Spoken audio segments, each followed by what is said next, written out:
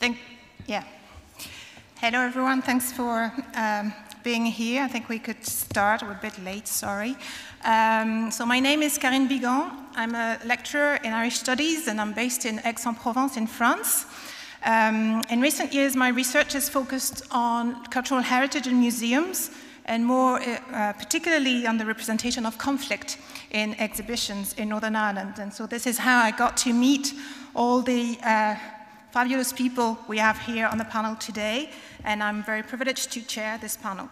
So first of all, I'm going to speak a little bit about why we decided to have this session, mostly because the theme of the conference, dissent, was inspiring for us for several reasons.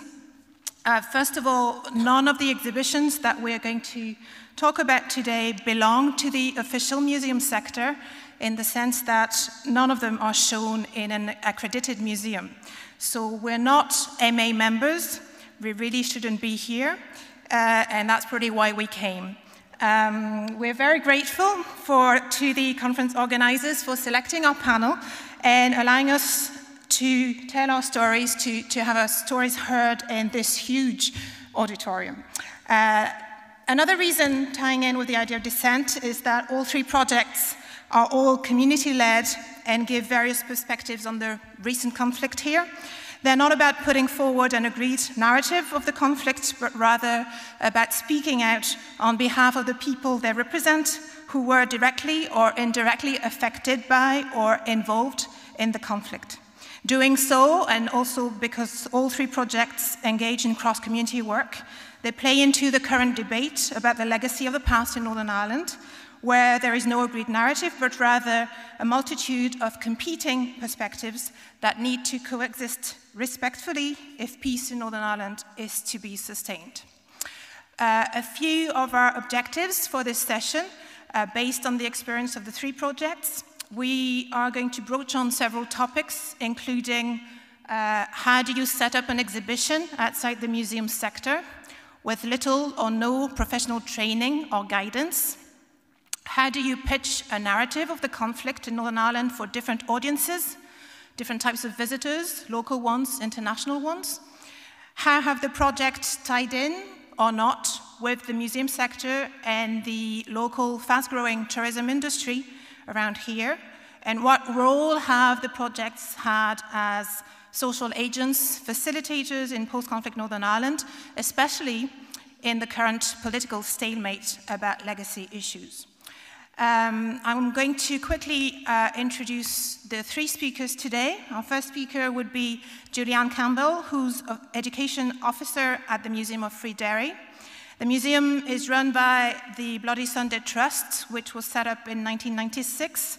It's a community-based organization, and its aim is to assist the Bloody Sunday families in their quest for truth and justice, and also to create a proper legacy for Bloody Sunday in the civil rights era. The museum first opened in 2007, and it was totally refurbished last year. Of the three projects discussed today, it is certainly the one with the highest visibility, which hasn't been without its challenges, including for the relation between the museum and the community it represents. So Julianne will tell you about the creation of the museum, the specificity of its collection, and the challenges that they have met. Then we'll hear William Mitchell, who's director at the ACT initiative, Action for Community Transformation, which is an association based on the Shankill Road in Belfast, whose remit is to help former UVF combatants reintegrate civilian life, thereby contributing to conflict transformation and consolidating the peace. This may sound quite remote from the world of museums, but the organization has put together an exhibition about the story of the UVF from the 1910s to 1998, as well as the transition period that followed.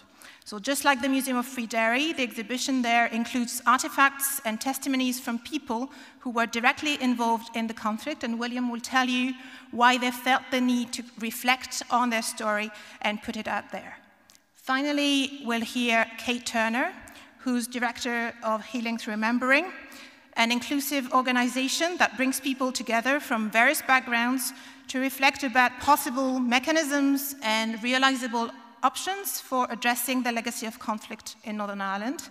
As part of HTR's reflection and as a trigger for discussion about dealing with the past, HTR put together an exhibition in 2012 called Everyday Objects Transformed by the Conflict.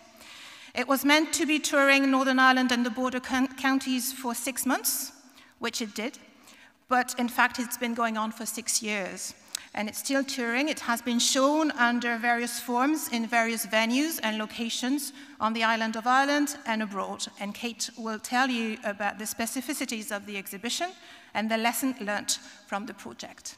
So I pass the flicker to Julianne from the Museum of Free Derry. Hello, my name is Julianne. I'm here on behalf of the Museum of Free Derry, one of the signature projects of the Bloody Sunday Trust here in the north of Ireland. Thank you for giving me this opportunity today. The Museum of Free Derry opened in 2007 to tell the story of what happened in the city during the period of 1968 to 72, including the Civil Rights era, Battle of the Bogside, Internment, Bloody Sunday, and Operation Motorman. The story is told from the point of view of those most involved in and affected by these events, the Free Derry community, and the museum is situated in the heart of where these events took place. Phase 1 began in a once derelict housing block in Glenfata Park, in the middle of what was the Bloody Sunday killing zone, where, on the 30th of January 1972, British paratroopers attacked civil rights marchers, leaving 13 unarmed civilians dead and a further 18 wounded, one of whom died later. The events of Bloody Sunday changed the landscape of Ireland forever. In 2005, the Bloody Sunday Trust purchased this abandoned building, the first one you can see, in Glenfata Park, funded by Derry City Council and the Irish Department of Foreign Affairs. By January 2007, Phase 1 of the museum opened with a temporary exhibition, its early success paving the way for a future state-of-the-art museum. From the beginning, the Bloody Sunday Trust felt that independence was vital in safeguarding the integrity of the story that we tell, particularly when faced with criticism from other communities and the political parties that represent them. In telling the story it does, the museum is also mindful of the community it serves, which includes many bereaved or wounded themselves, as well as those still traumatised by the Troubles. We are very aware that ours is a difficult, traumatic and contested story, and one with potential to reopen old wounds. Through its many years of experience supporting the Bloody Sunday families, the Trust had the necessary skills, sensitivity and experience needed to convey these collective experiences in the most honest, sensitive and authentic way possible. While our narrative may be unpalatable to some, it represents the views and experiences of its own community. As such, the museum is widely respected for the work it does and the strong stance it takes. Over the years, our visitors have included serving and former policemen and British soldiers, loyalist ex-prisoners and ex-combatants, clergy of all denominations, and even the Archbishop of Canterbury. In recent years, the museum transformed, reopening in a state-of-the-art new premises in February last year upon the same historic site in Glenfata Park. When the Trust embarked upon this project, the most important objective for us was ensuring the story was told properly. The original name of the Bogside History Centre changed in 2003 to the Museum of Free Derry, but the fact that we called it a museum was in some ways secondary to us at the time. We didn't really consider the specific issues or requirements of being a museum, and to us a museum was simply a term for a building that houses a historic story.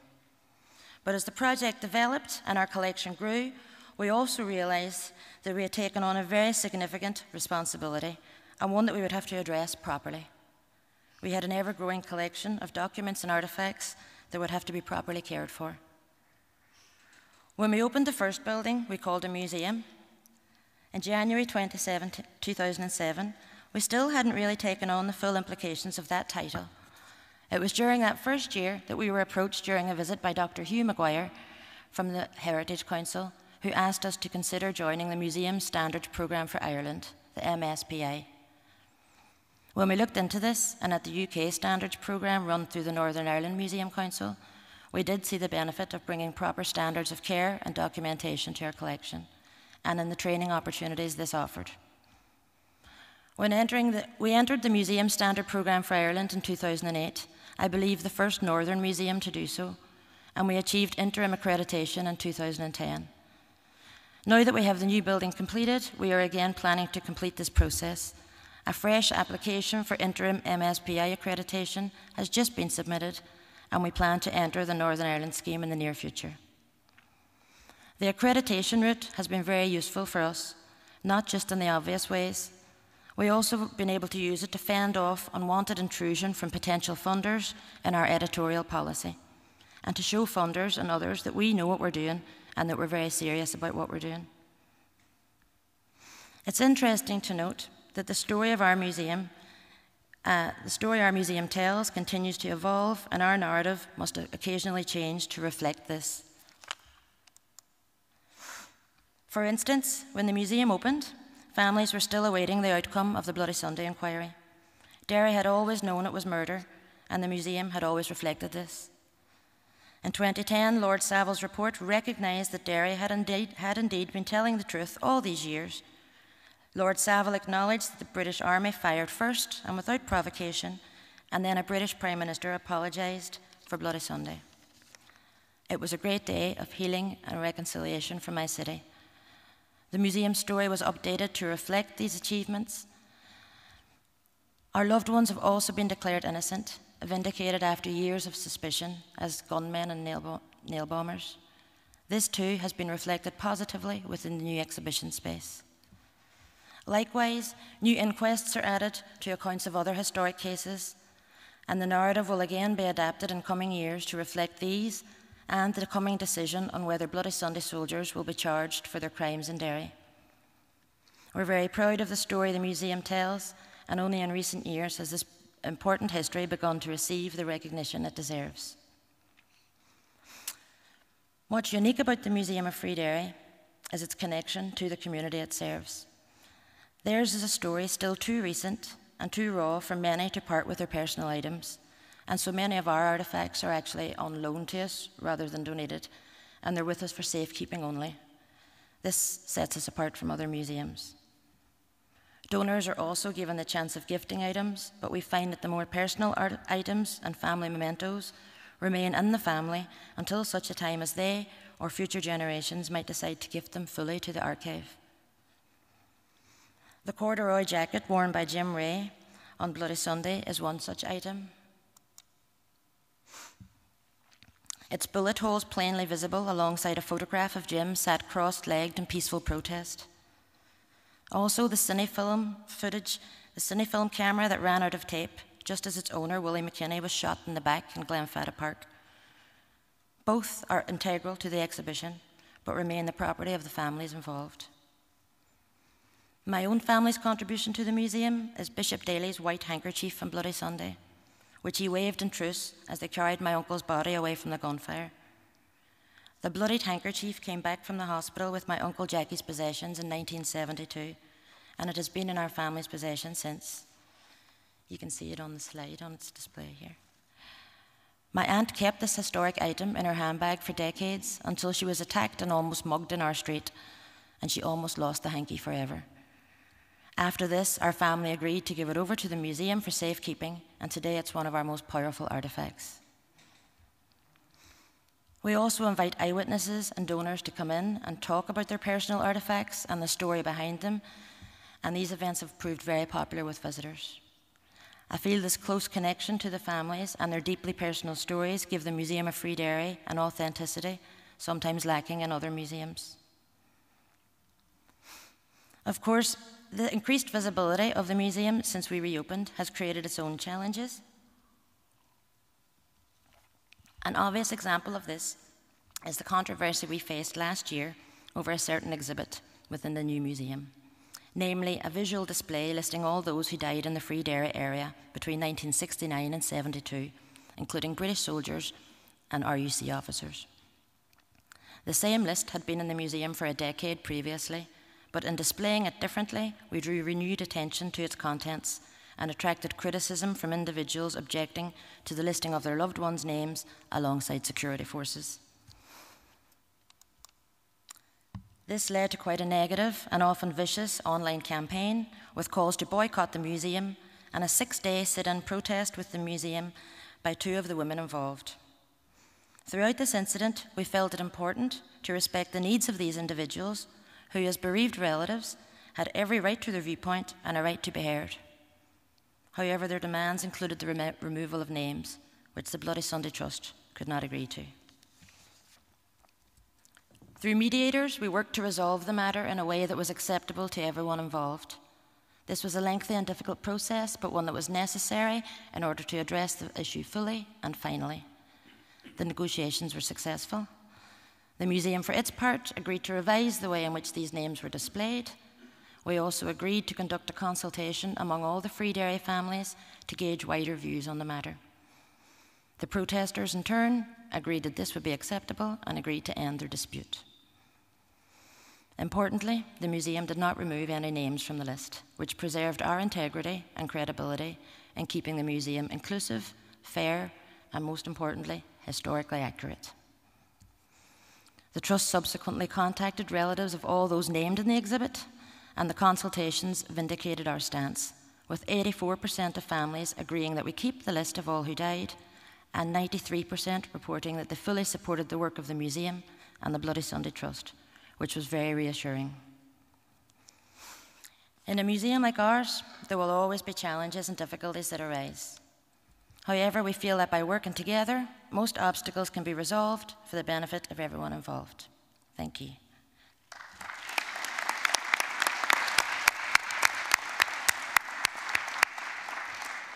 Okay, we'll now hear William. Okay, folks, I'm not sure I want to follow Julie on by thanking the organisers for the invitation here today. I now know what the term a rabbit caught in headlights feels like. The last time I was in this auditorium, I sat up there in that seat to watch Paul Waller rock the auditorium. I'm not acquainted with what us 4 will do, but I hope your time spent here is in some way partly as meaningful.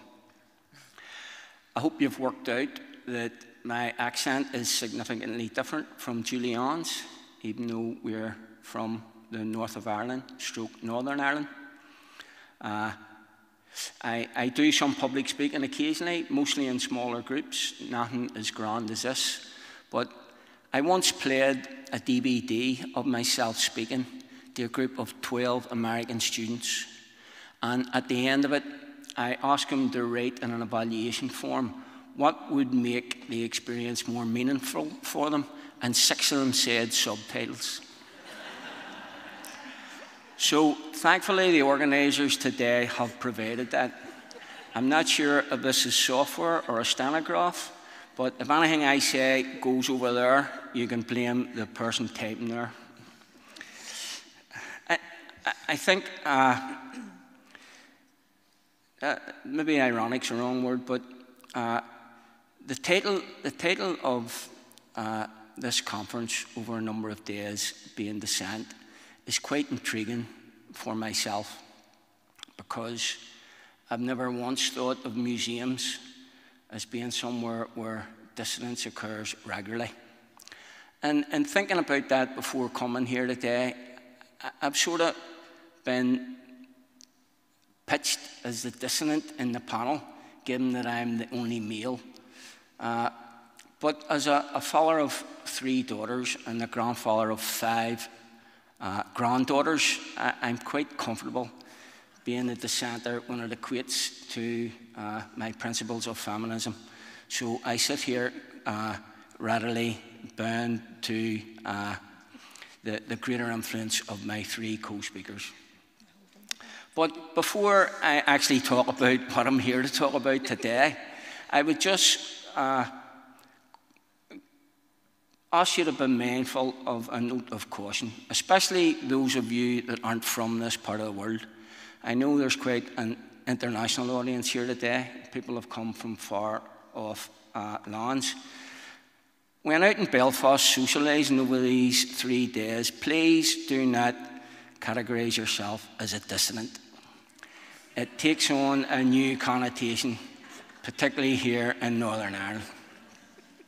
So my own presentation has both a personal and a professional context to it, because I'm going to talk about being the curator, to use the museum parlance.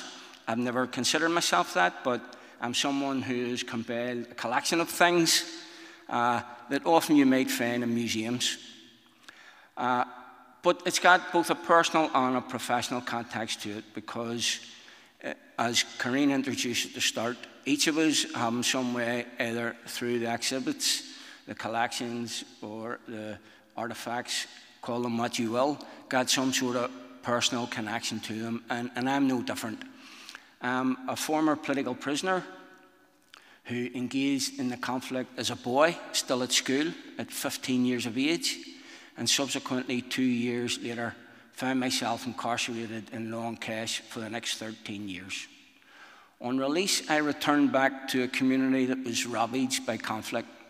North Belfast suffered 25% of all the deaths during the conflict, and I returned there to, by and large, a community that nothing was different in. The only noticeable, visible difference that I could see was that the buses were a different colour. But the root causes that kept us apart were still endemic. We lived apart, we socialised apart, we were educated apart, we were employed apart, and we worshipped apart. And in fairness, I struggled to reintegrate back into that community. And I sought to play a meaningful role in it without necessarily knowing what that was. And in 1994, with the first ceasefires, first by the Republican movement, and then quite quickly, 3 months later, by the Loyalist movement, there was at least something that was developing and being nurtured that subsequently then moved further after the Good Friday Agreement and devolved government. And with the development of projects that sought to engage those who had a role in the conflict in playing this meaningful contribution to their communities, I became, first of all, a youth worker and then a restorative justice practitioner, where I was a senior mediator with a community-based restorative justice group for 10 years. And what I'd found was I'd come full cycle back from that paramilitary activity in the past that led to my incarceration, and then subsequently engaging face-to-face with those who were still armed within the conflict. So that in 2007, when the group that you heard Karine mention, the Ulster Volunteer Force, declared what they called a statement of intent, calling on all former military personnel to desist from military activity, I, with others, developed Action for Community Transformation, a conflict transformation initiative seeking to engage those who are categorised as former combatants. And within that, as a mode of peace building, I developed what is known now as a small community-based museum. But it was a struggle actually to call it a museum, because my own experiences of museums are these bastion of places that are quite fusty. Only fuddy-duddies go to them in tweed jackets with elbow patches. Lo and behold, I have 2 of them myself. But something that resonates with me is in 2016, the Nobel Prize for Literature was awarded to Bob Dylan, someone whose work resonates significantly with myself. In 1966, he wrote and sang that in the museums, infinity goes up on trial. Now, to a lay person, a student of all things Dylan-esque, that particularly intrigued me in coming here today, because I think what he was inferring to, in my limited understanding of it, is that he was talking about how history over time is never ending, but should not escape the rigours of evaluation, inquisition, critique, and so on and so forth. And whilst I was hesitant to come here today and criticise the world of international museums, I was quite motivated in hearing some of the speakers, particularly on this platform this morning, when they were actually doing the opposite and they were calling for dissenting voices. I've heard on more than one occasion in the subsequent workshops I've attended where people are talking about how do we make museums more inviting to the public at large. And I consider my own personal experiences in that. Sorry, I've just noticed I got carried away there and didn't change the text.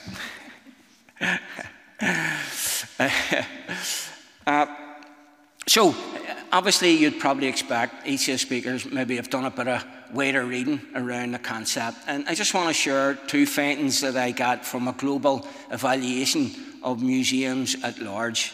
And the negative evaluation that emerged in general terms, particularly around guided tours at museums, was that they were too expensive. They either covered far too much material or not enough. They had no personal connection between the agent and the exhibits. There was a discomfort in asking questions from the recipients, and that the guides lacked enthusiasm that in some respects increased passivity. Now, counteract that also with any evaluation should at least consider the positive. And I want to focus on the positive before moving to the next slide, because what emerged from that evaluation was that structured narratives with rich information and formal analysis were what resonated most with visitors to these guided tour experiences, particularly around museums, on streets, in areas of conflict, and so on and so forth. And my own experience, in some way, has a juxtaposition between both, because on the one hand, the negative I can most certainly relate to, and none less than the Sistine Chapel, I found it one of the most negative experiences of my life in the significant scores of numbers of museums and tours that I've taken, because I felt like herded cattle being chaperoned around this place with no connection whatsoever to what I was coming to see. But equally so, at the opposite end of that spectrum, the most dynamic guided tour, or one of them that I ever engaged in, was free. It was in Budapest. It was a free walking tour. It was called the Communist Tour, and there was no charge with it. But it was compelling, it was full of humour, it was full of personal experiences, and so on and so forth. So in learning from that experience, when I was creating the collection that we now call Action for Community Transformation, our journey, our narrative from the Covenant to the Good Friday Agreement, I wanted to at least integrate the telling of stories, collectively known as narratives, with the visible display of collections, usually referred to as artefacts. And in doing that, what I had learnt from this global evaluation was these structured narratives with rich information and formal analysis are brought more dynamically into interaction with the agents that come to see them when artefacts bring them to life. And by that what I mean, unlike formal museums that I've visited in the past, where you're chaperoned behind often a barrier, you're not allowed to engage visibly or physically with anything that's on display. In actual fact, an art historian once told me that the average time a visitor spends in front of a piece of art in any museum the world over is 3 seconds. I did not want to have that passive experience repeated in having something that I dare say was referring to as a museum. And what I learned was when the artifacts are integral to the story and bring it to life, they become more compelling when you can actually touch them. So when you can, in some respects, enter into the universe of the telling of the experience by the narrator, by physically handling something he or she talks about, it can be more socially engaging.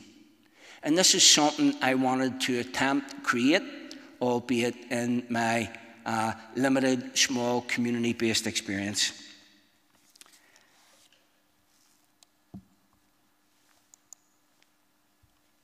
So, what is it we have? You know, the backdrop are some of the displays there. Unlike Julianne, I didn't create a compilation of them, but they're used there as a watermark. So it's called From the Signing of the Covenant to the Signing of the Belfast Agreement. So in some respects it charts not just a political, but also a historical chronology that I would argue in the first instance is objective and quite accurate, and could not be contested by historians and others, because the first half of it, which begins with opposition to Home Rule in 1912 and weaves its way through until the outbreak of our contemporary conflict, euphemistically referred to as the Troubles in 1969, it charts all those historical periods and is brought to life with an associated range of artefacts. But I've also learnt that where do you start to begin to tell these stories? Bearing in mind the quotation from Dylan that I used, that history over time can be infinite. Because as a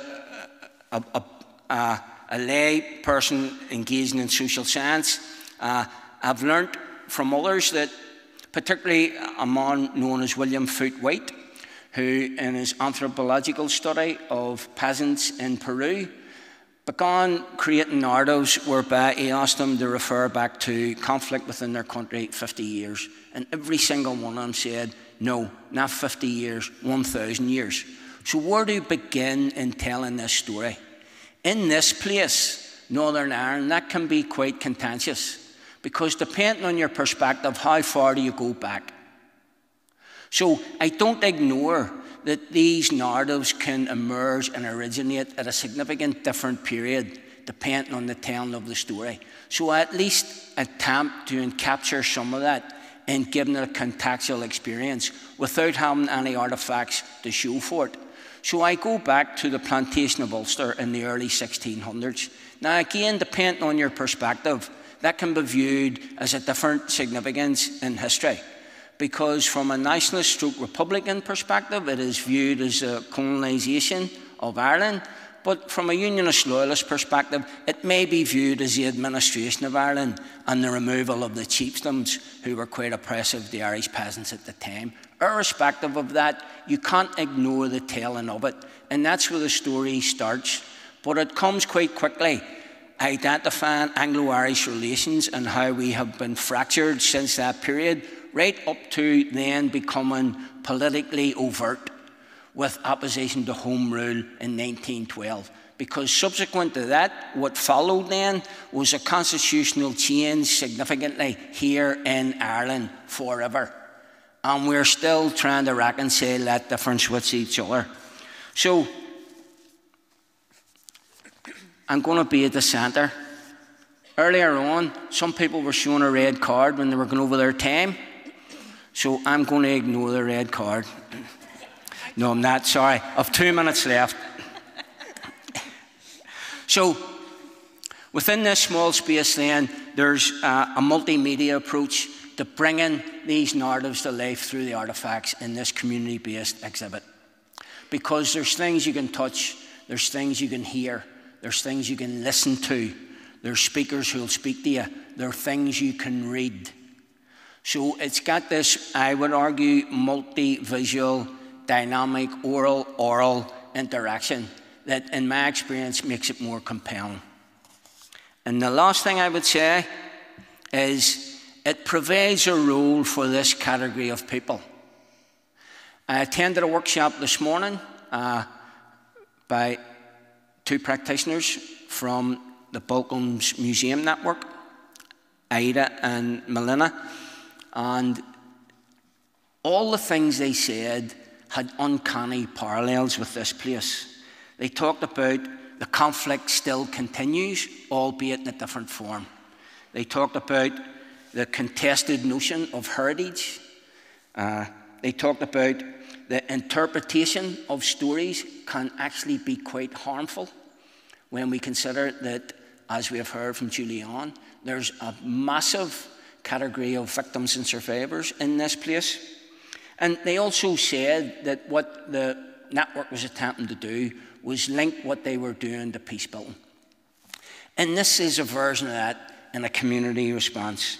Because what's often propagated, particularly in this place, in trying to reconcile our differences, we're currently going through quite a contested period where we have no government, and what is actually regressive is we have never addressed the legacy of the past. We are at odds with each other, how we actually go about doing that. And within that, what as does happen the world over in global countries coming out of civil conflict, is in engaging in some mode of transitional justice. Often what happens is people are scapegoated, distanced, and at times blamed. And in my own experience, I think that is particularly true of those categorized as former political prisoners and ex-combatants. Because societies coming out of conflict the world over seek to blame people.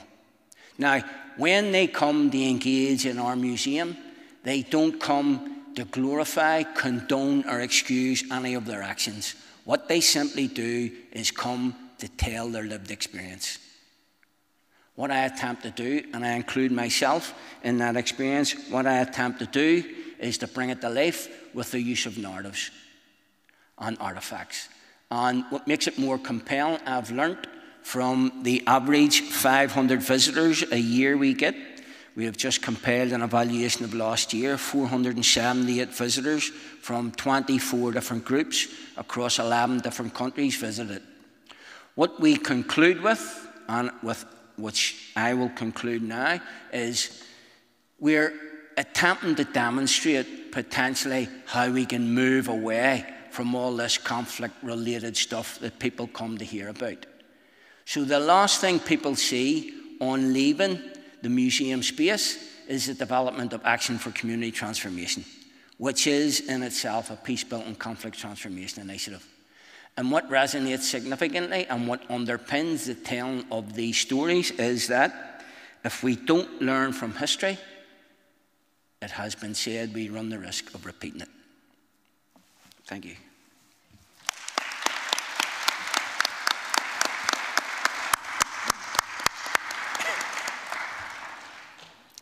Kate, over to you. Thank you. Yep. Hello. Healing Through Remembering is an independent initiative based in Belfast, Northern Ireland. It is made up of a diverse membership with different political perspectives, working together on a common goal of how to deal with the legacy of the past as it relates to the conflict in and about Northern Ireland, tying in very well to the end of what William said. Healing Through Remembering works with all of society, but primarily with those who lived through the years of violent conflict. I'm going to give the background of our organisation and work, but then focus on one particular project and the lessons we can all potentially learn from it.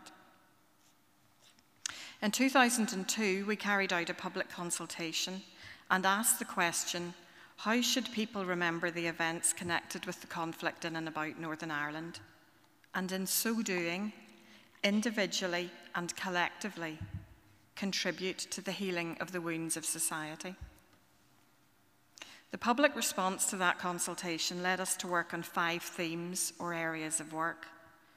They are a day of reflection, storytelling or personal narrative, truth recovery and acknowledgement, commemoration, and living memorial museum. We considered each area, not how it should be done, but whether or not there might be a way to do them that helped our society, but also whether or not doing them was the better option. As a membership-led organisation, the members directed the area of work under each theme. That work was to encourage and aid discussion about what should or shouldn't be done, not to carry out the work or even create an ideal solution. I'm going to focus on the theme, obviously, of Living Memorial Museum. We combined those three words as we felt the best memorial to those killed and injured was a museum that informed and educated people about the conflict and about peace. So in 2007, while still discussing whether there should even be a museum, we carried out research to see what, if any, material objects existed to be put in a museum. To our amazement, we quickly found over 500,000 items. Some were in the national museums, but stored safely in their archives to avoid controversy. Some in community museums, but accessible only to small, localized communities. And some in private collections, usually accessible to no one. We created a database of these items and put it on our website. It indicates the extent and variety of objects and where they are housed. But we quickly realized this was useful for academics, but not really anyone else. We wondered if we could put on a temporary exhibition to engage more people and to make the collections more accessible. But we worried about having guns and weapons. And so this led us to ask the question, when is a brick not a brick?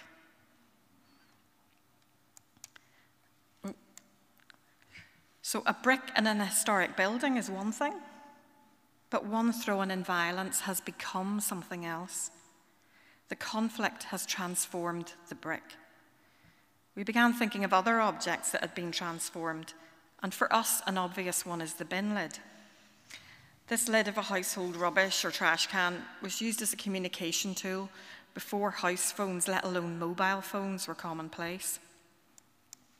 By banging them on the pavement, a loud noise could be made, which told people in the area that something was happening. The army were raiding homes, a hunger striker had died. As Belfast is in a valley, the sound echoed off the hills and we all knew the noise. So we had a name for our display, Everyday Objects Transformed by the Conflict, and we had a logo, the bin lid. So what is the Everyday Objects Transformed by Conflict exhibition? It doesn't agree on one single version of history. It is many different views and experiences of the conflict, both unique and everyday stories. These stories are told through loaned objects, and very importantly, the labels for the objects are all in the words of those who own the object. So it lets people speak for themselves. It offers a glimpse into the everyday lives and memories of individuals, and also helps visitors explore the nature, causes, and effects of the conflict. So how do we decide what's in the exhibition? We don't. We invited people to lend us their everyday object transformed by the conflict. If they thought it met that definition, it could be included, even if we didn't agree or understand. So what did people offer us? Coins with political slogans on them, platform shoe with holes in the heel to smuggle items into, I've gone too fast, and items into prison, a police torch, frequent police checkpoints transformed what should be an abnormal object into an everyday one, a comedy record, photographs, and shrapnel removed by a surgeon from within the body of a man very badly injured in an explosion. There are many different views and explanations about our conflict. We don't agree on words, not even what we call it. It was therefore important that those who lent these items wrote the labels for them in their own words. They described the conflict and the object in the way they wanted to. Neither we nor anyone else could change their words. However, when it came to how the items were displayed, that was up to us at Healing Through Remembering. No one could complain about their items being placed alongside another object that they might not like or did not agree with, the explanation on the label. They agreed to whatever display system we decided to use, and we created display cases with bases made of pallets, like the bonfires each July. As Karina said, it was designed as a travelling exhibition, but to decide where it went, we brought together everyone who had lent an item. We thought this was the easy part, but the National Museum lenders wanted the exhibition to be in buildings with temperature control and fire alarms connected directly to a fire station. The Community Museum lenders wanted the exhibition to be in places where people went to, like shopping centres and bars. So it was difficult to get agreement, but we did.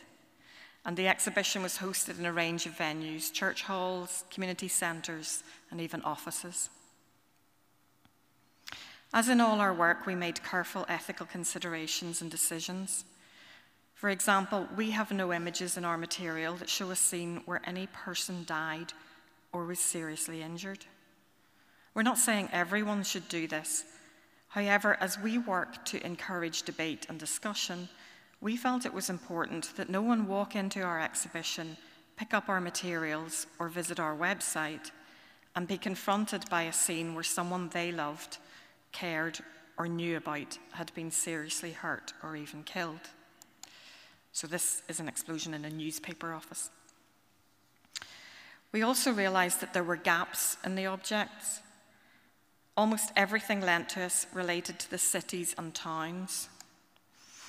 There was a lack of objects that told the experience in the countryside.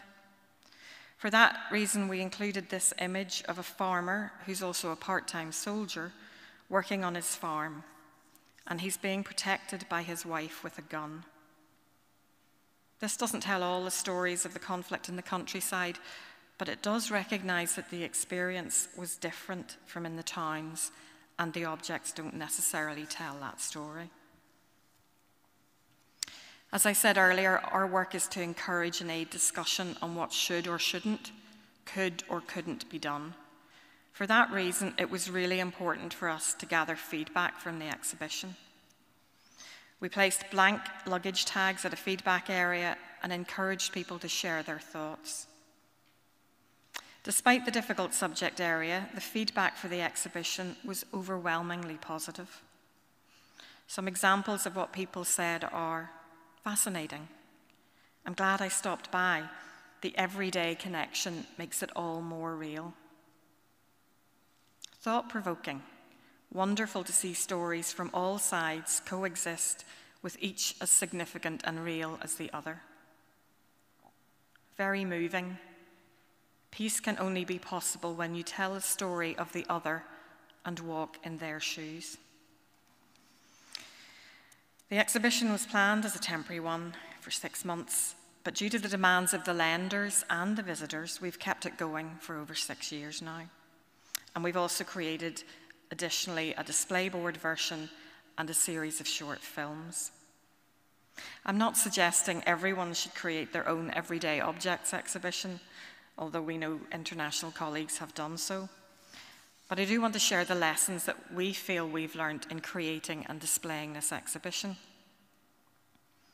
First, the everyday is a more accessible way to engage with the difficult issues of conflict. It allows people to remember and discuss, and also to see things from another person's perspective. It also helps us all to realise that we now live in peace and that things are very different from during the years of violence. Secondly, we don't need one agreed version of events in order to discuss the past. We can create a space where a range of different narratives or voices are all shared and can be heard. Too often the political debate says we cannot agree on the story, therefore we cannot do anything. Thirdly, sometimes things that seem risky or dangerous can work out fine. We were so worried that people would complain about other people's labels that we created a whole appeals mechanism for hearing complaints, and we've never had to use it. And fourthly, we do not need to do things the normal or the usual way. We didn't know, but museum and exhibition curators told us, you decide in advance what's going in your exhibition, where it is going, and then you write the labels in one clear voice. We did none of that. We allowed people wholly to decide on the objects, the label, and gave them a say in the venues. But this unusual way of creating an exhibition has actually worked. So they're the lessons which we feel we've learned in creating this. And I hope that in sharing these, like the exhibition itself, we can encourage people within and outside the museum sector to think about how museums might help us all to deal with our conflictual past. Thank you.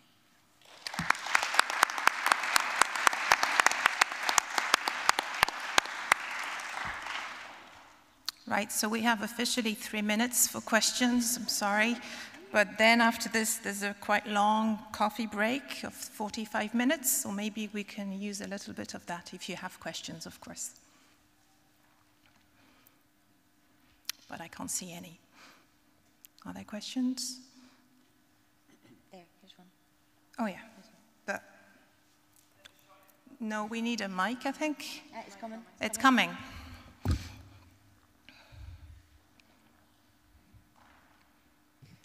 Hi. So I just wanted to ask if any of you think there would be a value in trying to create a shared story of the past, or if you think the model of lots of different stories that coexist is the best or the only way forward. Well, I'll go with that first. I think it's fair to say we don't share anything in this place. It is the short answer. But I'm reluctant, you know, of course we do share some things. We share a physical space, not very well. But we can't agree on those things that have separated us historically. And the last thing in a society divided that they're going to agree on is a narrative about why we're divided. Take, for example, this notion of trying to address the legacy of the past. So we can't even agree on a legal definition of a victim, even though it's enshrined in legislation. And because of that, we have an entire swathe of victims and survivors that are being denied pension rights for horrific injuries, some of whom were inflicted decades ago because we can't agree on it. So agreeing on a story that encapsulates some way currently now how we are with each other is, quite frankly, a bridge too far.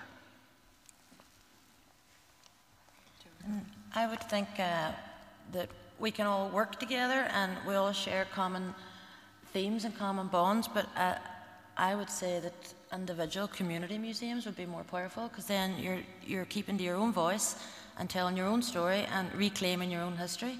And I think there's power in that. There's power for the communities involved and the people involved. But as long as there's a wider network of everyone generally cooperating together, which is what's happening, you know, those barriers have already been broken down and it's a different place, but we still have our individual identities and we're fiercely proud of that. So I think that's the way it should go. I think it's important it's not where we start, and we have no way of getting to a shared version of what happened when too many of us feel we haven't been heard. So we need to create a space where people are heard, where they're in control of their own narrative, and where we build trust. But I don't want to give up the idea that we can at some point get to somewhere where we can have an agreed narrative, but we've had 30 years of conflict. This is a generational thing that we need to work through, and we have too many needs in the meantime, as these guys have said. The idea of one Troubles museum, I think, would be fraught with difficulty anyway. Mm-hmm. You know, you would have a different room for every different aspect of it. It would be the biggest museum in the world. So that's an idea. Any other questions? Yes. Hang on. Do you believe it would be a good idea to signpost to each other's museums? I don't just mean the three of you, but to all the museums, so that people, especially people from outside the province, can get the experience of a number of different narratives? Yeah. Well, as the Museum of Free Derry, we tell a very, very individual story of the Bogside community, but we work in partnership with the Apprentice Boys of Derry, which is the main unionist group in the town, and there are two very, very different histories, but we work together in a schools project, and it's been successful for years, and people are always surprised when they hear that we work together, but we do. And again, it's not easy at times, but it's also necessary and important. So I think that's slowly happening. Yes, I would concur with that.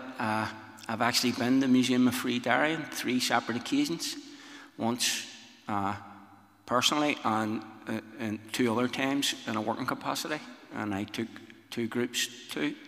I've also seen the Healing Through Remembering exhibition on more than one occasion. So we don't disassociate ourselves from each other in telling these narratives. In actual fact, I'd go as far as to say, particularly in relation to the last question also, the multiplicity of having the richness of multiple narratives is what makes them equally meaningful.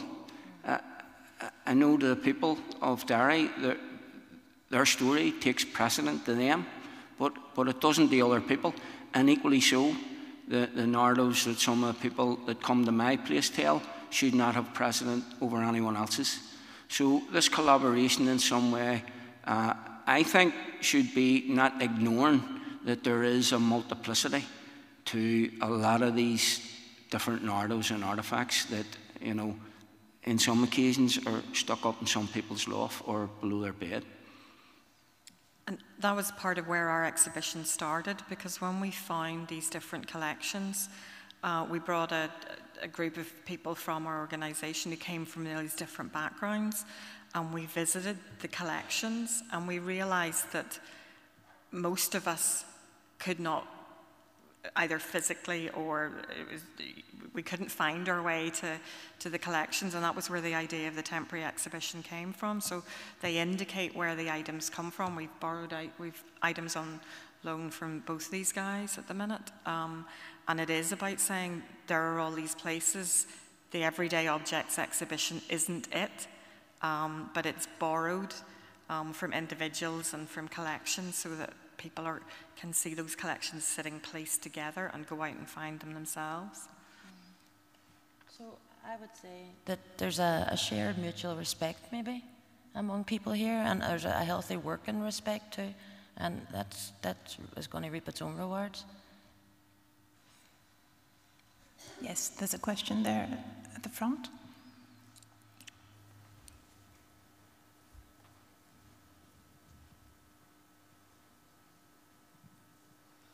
You started off by saying that you weren't part of the official museum world.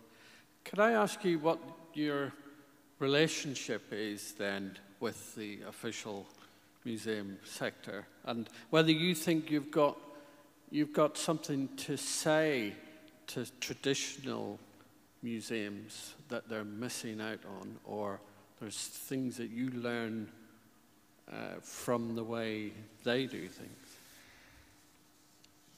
Well, I would say the activation of museum space has no relationship in any shape or form with the formal museum industry. And you've just given me cause to reflect on it, particularly from what I've experienced here today. And in truth, without sounding too derogatory, I wouldn't want to be either. I don't mean to be disparaging with that comment, but for example, you know, I hear Julianne talking about accreditation. I explored what being part of the formal museum industry might entail, and when I seen the 72-page application form, you could quickly work out what I did with it. Because, you know, there's a certain amount of freedom in a community-based collection, such as the one I've described, that's not afforded what I have visited in the museum. You know, I've heard from Paddy this morning about, you know, the presentation of the Troubles still being a living piece of work, and so it should be. Because in its origin a number of years ago, it was this clinical, sanitised version of things that people were left to their own devices to interpret. Now, don't get me wrong, I fully subscribe to making your own mind up about things, but if you're only reading a succinct, clinical, descriptive rather than analytical version of something, then you can go away with quite a superficial understanding of it. So what I think our space attempts to do is to, as I said earlier, bring some of that formal analysis to it. Not that people should swallow it and take it away, and that's the only truth, but rather, as we've been challenged earlier, be provocative about how you engage with it. So when people come to our space, they don't simply walk around, see it, read it, hear it, touch it, and leave. We conclude with an hour-long interaction about some of those things that they have engaged in. Now, in fairness, I don't see that anywhere else in this country, and I've visited a number of spaces. Like, for example, the former Maze Long Cache site, I visited on 2 separate occasions. The tour guide started both of the tours with the same comment: if there are any ex-prisoners in the group, please keep your comments to yourself. I have visited the Crumlin Road Gaol on, well, I've lost count. In fact, it's quite ironic. For my 55th birthday, my wife bought me a tour of it. I don't know what she was trying to suggest, but one of the places you go to is a cell I was in for 6 months. But in Crumlin Road Gaol, the tour guide actually, and this is a wee bit hard to get your head around, stays clear of the political dimension to it.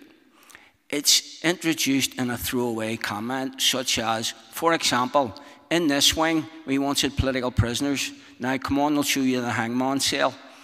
So there is no interaction with what that story is. And, you know, I was going to say unfortunately, but the tourist industry is so vital to Northern Ireland, particularly the so-called black industry or conflict-related industry, as it's now become a cottage industry.